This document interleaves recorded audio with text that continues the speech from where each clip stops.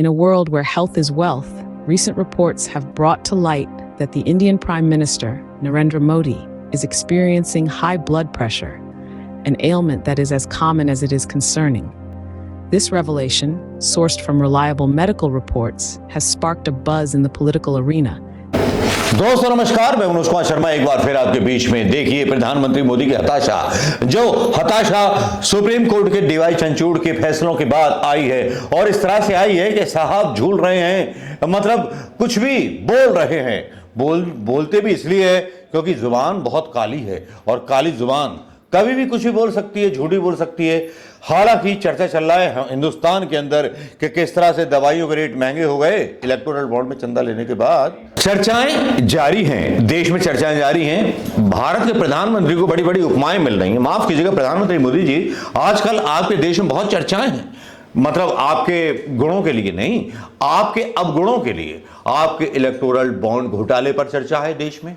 गली गली मोहल्ले मोहल्ले लोग आपको बहुत भला बुरा बोल रहे हैं, और ध्रुव राठी ने तो आपकी वीडियो जो है घर घर पहुंचा दी है, तो आपसे तो जो है बिल्कुल नाता टूट गया है हर जनता का, और हर जनता चाहती है हिसाब अपने टैक्स का। और दूसरी तरफ हमने अंदर खाने की खबरें सुना है कि प्रधानमंत्री मोदी जी का मतलब जो बीपी है बहुत बड़ा हुआ है आजकल। और प्रधानमंत्री मोदी का बीपी इसलिए बड़ा हुआ है क्योंकि जो चुनाव आयोग वो तो उनकी तरफ है, लेकिन डर इस बात का है कहीं सुप्रीम कोर्ट इस चुनाव आयोग को खारिज ना कर दे। उसका कारण सबसे बड़ा यह है क्योंकि प्रधानमंत्री मोदी के राज में, चुनाव आयोग के राज में सारे के सारे बीजेपी नेता धज्जियां उड़ा रहे हैं चुनाव आयोग के उस कथन की जिसमें किसी धार्मिक प्रचार का सहारा नहीं लिया जाता। लेकिन देखिए साहब, हिमाकत देखिए, चुनाव आयोग ने अभी तक कोई नोटिस नहीं भेजा है। राहुल गांधी पे नोटिस चले जाते हैं, वो मतलब जाने चाहिए, वो विपक्ष के नेता हैं, और चुनाव आयोग जो चुने प्रधानमंत्री मोदी जी ने वो प्रधानमंत्री मोदी जी के हैं। तो अब हो क्या रहा है कि भगवान के नाम पे वोट मांगे जा रहे हैं। भगवान के नाम पे वोट दे दे, मतलब भैया राम के नाम पे वोट दे दे, अपने काम के नाम पे वोट नहीं मांग रहे। ना ना ना ना, अपने काम के नाम पर वोट नहीं मांगेंगे। तो भैया स्थिति बहुत खराब है बीजेपी की, और लोकसभा चुनाव में तो और भी खराब है। 400 पार की बात कर रहे हैं, लेकिन अमित शाह का बिहार में विरोध हो रहा है जहां जा रहे हैं। जरा वीडियो देखना पसंद करेंगे आप अमित शाह साहब का, जहां बड़े चौड़े होकर के पहुंचे थे। वहां अश्विनी चौबे का भी टिकट काट दिया गया है, एक अच्छे नेता थे बीजेपी के। लेकिन देखिए साहब क्या हो रहा है इस वीडियो में। हे राम हे राम, हे भगवान तुम कहाँ हो, श्री राम तुम कहाँ हो। बीजेपी मुर्दाबाद, सब बोलो, दलित भाई सब बोलो, एससी एसटी ओबीसी एकता जिंदाबाद जिंदाबाद, एससी एसटी ओबीसी जिंदाबाद जिंदाबाद, जय भीम जय भीम। नारा भारा मत लगा, ठीक है, कौन नहीं बोले ऐसा, हम लोग विरोध नहीं कर सकते हैं। बिहार के धरती से जाता है गुजरात आदमी कमाने, और वहाँ से राजपूत जाति की वहाँ मान देता है गुजराती। आप लोग बोले, कमेंटमेंट किया आप लोग, हम लोग कुछ गलत नहीं करेंगे। अमित शाह मुर्दाबाद, अमित शाह मुर्दाबाद, अमित शाह मुर्दाबाद, गरीबों के मसीहा लालू यादव जिंदाबाद, तेजस्वी यादव। क्या बोला, क्या बोला, देख मार क्यों रहे, क्या बोल रहे हैं, ठीक है ठीक है ठीक है, आप लोग देख लेंगे, सरकार आने दीजिए लालू का सरकार चलेगा चलेगा। बिहार के धरती से राजपूत भाई जाता है कमाने गुजरात, और वहाँ से मर्डर करके भेजाता है गुजराती लोग, और गुजरात का आदमी आएगा यहाँ से वोट लेके जाएगा। लालू यादव जिंदाबाद, जय भीम जय भीम, जय भीम जय भीम, लालू यादव जिंदाबाद, गरीबों का मसीहा जिंदाबाद, गरीबों का मसीहा लालू यादव जिंदाबाद। गो बैक गो बैक,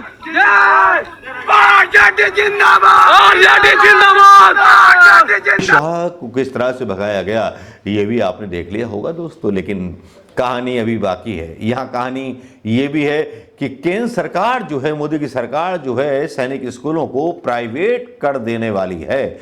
इस पर भी बहुत सारी घटनाएं बाकी हैं। अब एक खबर और आती है दोस्तों, अगर बता दूंगा तो आप मतलब छत एकदम ऊल जाओगे। क्या आपको पता है कि 2022 और 23 में अदानी और अंबानी की जीएसटी माफ कर दी गई थी? खबर का जरिया बता देते हैं, चलिए देख लीजिए। ये खबर का जरिया आपने देख लिया होगा। तो कहते हैं कि प्रधानमंत्री मोदी और उनके समर्थक बोलते हैं भारत माता की जय, लेकिन सही बात तो ये है, ये भारत माता की जय नहीं, अदानी अंबानी की जय बोलते हैं, उनसे चंदा लेते हैं और देश के लोगों को लूटते हैं, देश के लोगों पर दुनिया भर के टैक्स लगाते हैं, लेकिन जीएसटी हटा देते हैं उस अदानी अंबानी से जिनका बड़ा व्यापार है, जिनसे जीएसटी मिल सकती है, उनकी हटा देते हैं। लेकिन एक गरीब से गरीब आदमी, मिडिल क्लास मैन से ये जीएसटी लेते हैं ना। और कोई इनके खिलाफ बोले तो बड़ी सेना गठित कर देते हैं गाली देने के लिए। ऐसे ऐसे ट्रोल पैदा कर रखे हैं इन्होंने। और भैया यूट्यूब वीडियो वाले भी कई खारिज कर दिए। तो हम तो प्रधानमंत्री मोदी जी आपसे डरते हैं यार, आपकी तारीफ ही करते रहते हैं। आपके जो भी निर्णय, हम आपके साथ हैं। आप चाहे महंगाई बढ़ाओ, हम आपके साथ। आप बेरोजगारों को रोजगार ना दो, हम हैं आपके साथ। आप किसी बात की चिंता मत करना, हम आपके पक्ष में वीडियो बनाएंगे। अरे क्या बुरा किया, एक मंदिर बनवा दिया प्रधानमंत्री मोदी जी ने।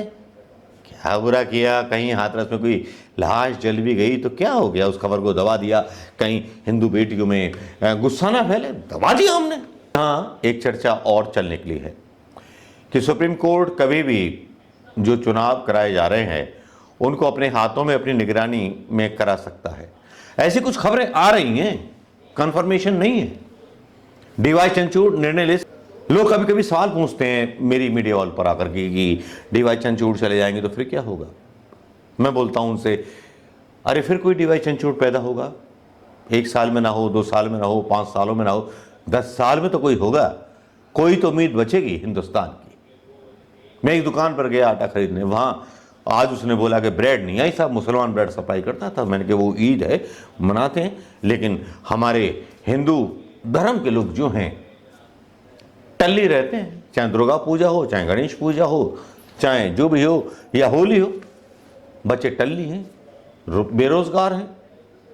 बोले कौन बेरोजगार है? हमने बोला भाई जाइए, देखिए ना असलियत।